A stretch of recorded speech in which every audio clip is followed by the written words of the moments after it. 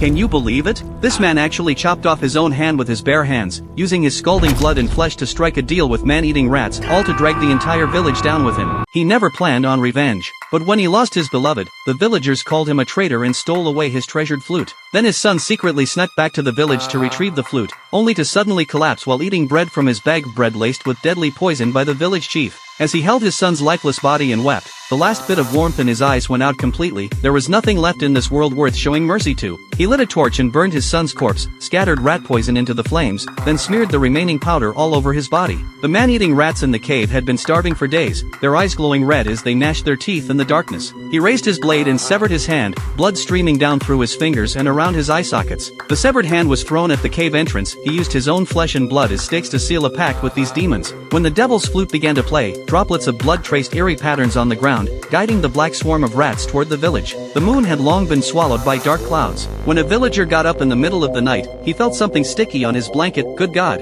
The blood was crawling with pitch-black rats, enough to make your skin crawl. Only then did the village chief wake from his nightmare, frantically opening his cabinet door. Inside sat a Japanese military uniform and sword. Turns out this old bastard was the real traitor. But even as he swung his blade and set fires, he was terrified, senseless, facing the overwhelming swarm of rats. That's when the man's figure emerged from the shadows. With hungry rats blocking the path ahead and a vengeful ghost behind, the village chief grabbed a rope and started climbing. When the rope snapped, it became the village chief's final death knell. As dawn broke, the man appeared dressed as a flute-playing clown, his haunting melody seemingly magical as it lured them one by one toward the deep mountain cave. He wouldn't spare anyone in the village, not even the children. This revenge, soaked in blood and tears, ultimately led him to strangle with his own hands the part of himself that once harbored kindness. It turns out the evil lurking in human nature is the most incurable disease in this world.